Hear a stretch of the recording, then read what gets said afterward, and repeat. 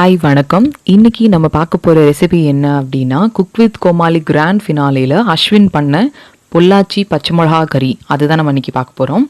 So அதுக்காக நான் ஒரு 10 பச்சை மிளகா எடுத்திருக்கேன். அதை இந்த மாதிரி கீறி விட்டுக்கோங்க, கட் பண்ண வேண்டாம், குட்டி குட்டியாக இந்த மாதிரி கீறி விட்டுக்கோங்க. அதை நல்லா நெய்யில் நம்ம ஃப்ரை பண்ணி சும்மா சாட்டே பண்ணி எடுக்க போகிறோம். ஏன்னா காரமாக இருக்கும்ல, நம்ம காரத்துக்காக வேறு எதுவுமே சேர்க்க போகிறதில்ல, மிளகு வத்தல் அந்த மாதிரி எதுவுமே சேர்க்க போகிறதில்ல. ஸோ இது மட்டும்தான் காரம். 10 மிளகா சேர்த்துருக்கேன். இது கொஞ்சம் இந்த காரத்தை கம்மி பண்ணுறதுக்காக நல்ல நெய்யில் நல்லா சாட்டே பண்ணிக்கிறோம். பாருங்கள், இந்த மாதிரி இந்த ஒயிட்டாக ஆகும்ல, அப்படின்னா ஃப்ரை ஆயிடுச்சுன்னு அர்த்தம். இந்த மாதிரி ஆனப்புறம் நம்ம அதை தனியாக ஒரு பவுலில் எடுத்து வச்சுக்கலாம். நெக்ஸ்ட் நம்ம என்ன பண்ண போகிறோன்னா, இதுக்காக ஒரு மசாலா ரெடி பண்ண போகிறோம். இந்த குழம்புக்காக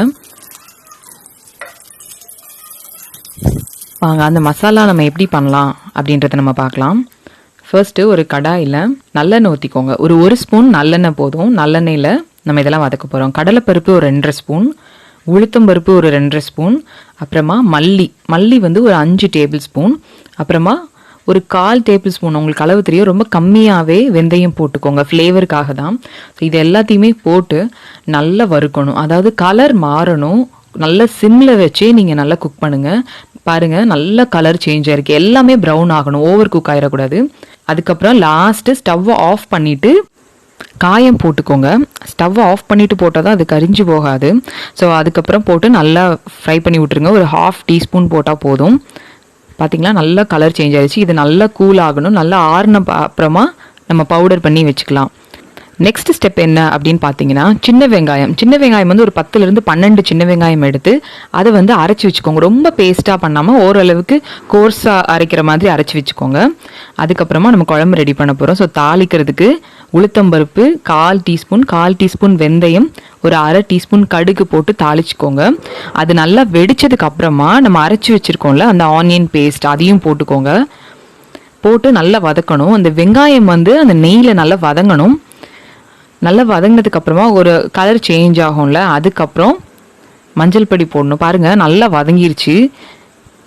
இதுக்கப்புறமா நம்ம மஞ்சள் பொடி போட போகிறோம். மஞ்சள் தான் இதில் மெயின் கலரே. ஏன்னா நம்ம வத்தல் பொடி சேர்க்குறது இல்லைல்ல. ஸோ இதுதான் கலர். இதுவும் அந்த மசாலாவும் தான் கலர் கொடுக்கும். ஸோ மஞ்சளும் போட்டு அந்த எண்ணெயில் நல்லா ஃப்ரை ஆகணும் மஞ்சள்.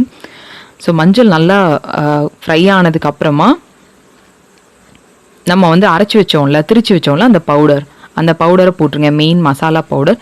இதையுமே போட்டு நல்லா எண்ணெயில் நல்லா சாட்டே பண்ணிக்கோங்க. எண்ணெயில் மஞ்சள் இந்த பவுடர் குக் ஆகும்போது ஒரு நல்ல ஃப்ளேவர் கொடுக்கும், ப்ளஸ் நல்ல கலர் கொடுக்கும். ஸோ அதுக்காக தான் எண்ணெயிலையும் போட்டு நம்ம குக் பண்ணுறோம். ஸோ நல்லா அதை நல்லா சாட்டே பண்ணதுக்கப்புறமா நம்ம புளி சேர்க்க போகிறோம். புளி நான் இந்த அளவு எடுத்திருக்கேன். இந்த அளவில் நான் ஆல்ரெடி ஊற வச்சுருக்கேன். ஸோ அதை நம்ம கரைச்சி ஊற்றிக்கலாம். கரைச்சி ஊற்றிட்டு இந்த கிரேவிக்கு தகுந்த மாதிரி தண்ணியும் நம்ம சேர்த்துக்கணும். நல்லா தண்ணி சேர்த்துட்டு நல்லா மிக்ஸ் பண்ணி விட்ருங்க. இந்த கிரேவிக்கு தேவையான அளவு நான் தண்ணி சேர்த்துருக்கேன். ஒரு 200 to 300 ml, ஒரு 300 ml தண்ணி ஊற்றிருப்பேன், அவ்வளோதான் மொத்தமே. ஸோ அந்த அளவுக்கு தண்ணி ஊற்றிட்டு நல்லா மிக்ஸ் பண்ணி விட்ருங்க. இதுக்கு தேவையான அளவு உப்பு, ப்ளஸ் நம்ம ஃப்ரை பண்ணி வச்சோம்ல நெய்யில் அந்த பச்சை மிளகா எல்லாத்தையும் போட்டு நல்லா ஹை ஃப்ளேமில் நல்லா குக் பண்ணணும். ஒரு 10 நிமிஷத்துலேருந்து 15 நிமிஷம் நல்லா குக் ஆகி பாருங்கள், நல்லா வத்திருச்சு. ஸோ நல்லா கெட்டியாக சூப்பரான ஒரு கிரேவி ரெடி. இதே மாதிரி அவங்க பண்ணது வந்திருந்தது, எனக்கு ரொம்ப சூப்பராக இருந்துச்சு. நீங்கள் ட்ரை பண்ணி பார்த்துட்டு எனக்கு கமெண்ட் பண்ணுங்கள். தேங்க்யூ.